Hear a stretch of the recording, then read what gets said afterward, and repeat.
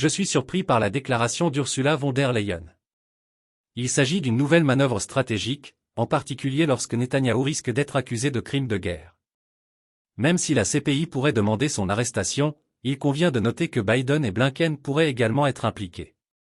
Il semble qu'Ursula prenne position à un moment où le scepticisme mondial à l'égard des médias grand public, souvent influencés par le lobby israélo-américain, est en hausse.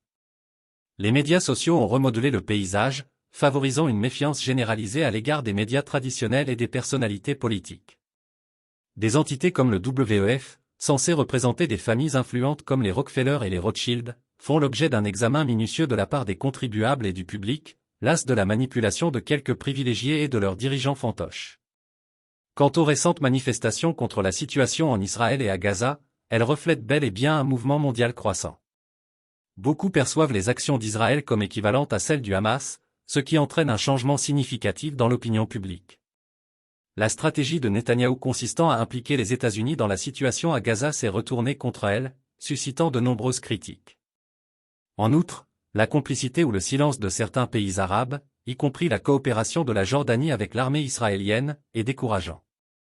La perception selon laquelle le roi de Jordanie est influencé par le Royaume-Uni en raison de ses liens historiques gagne du terrain, en particulier si l'on considère les interventions passées d'entités comme le MISI.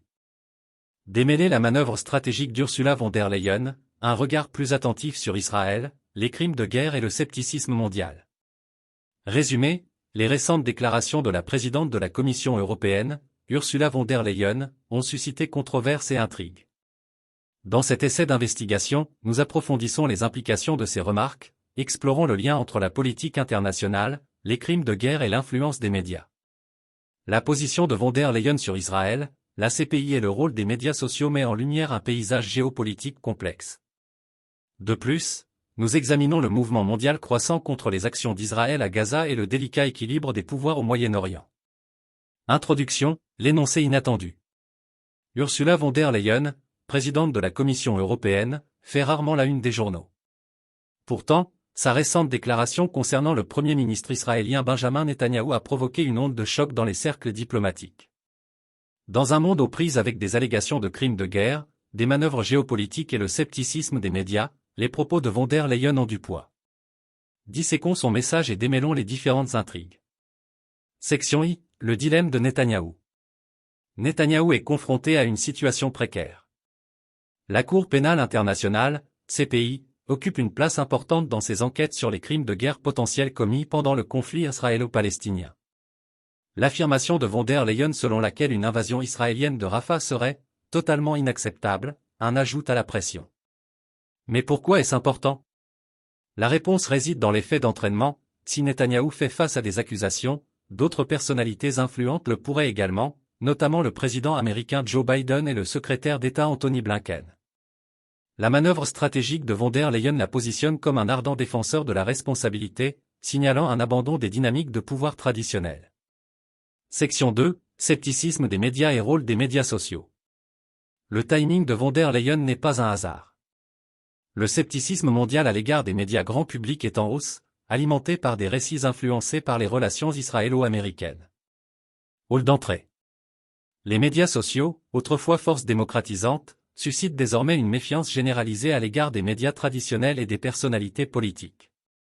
Des entités telles que le Forum économique mondial, WEF, censées représenter des familles influentes comme les Rockefeller et les Rothschild, font l'objet d'un examen minutieux. Les contribuables et le public se lassent de la manipulation de quelques privilégiés et de leurs dirigeants fantoches. La déclaration de von der Leyen remet en question ce statu quo, appelant à un examen critique des sources d'information. Section 3, Israël, Gaza et l'opinion publique. Les récentes manifestations contre les actions d'Israël à Gaza reflètent un changement sismique dans le sentiment mondial. Beaucoup considèrent désormais les actions d'Israël comme équivalentes à celles du Hamas, brouillant les frontières entre victimes et agresseurs. La stratégie malheureuse de Netanyahou consistant à impliquer les États-Unis dans la situation à Gaza s'est retournée contre lui, suscitant une condamnation internationale. Mais Israël n'est pas le seul à être surveillé, la complicité ou le silence de certains pays arabes, notamment la coopération de la Jordanie avec les forces de défense israéliennes, FDI, fait sourciller. La perception selon laquelle le roi de Jordanie est influencé par le Royaume-Uni en raison de ses liens historiques ajoute à l'intrigue, surtout compte tenu des interventions passées d'entités comme le MISI. Conclusion, un nouveau paysage géopolitique. La déclaration d'Ursula von der Leyen dépasse la simple rhétorique. Il s'agit d'une démarche calculée, qui remet en question les normes établies, remet en question les récits médiatiques et force l'introspection. Sous le regard du monde entier, nous devons considérer les implications, la responsabilité, l'influence des médias et le délicat équilibre des pouvoirs au Moyen-Orient. La manœuvre de von der Leyen pourrait être un signe avant-coureur de changement, nous incitant à remettre en question, enquêter et redéfinir notre compréhension des affaires mondiales.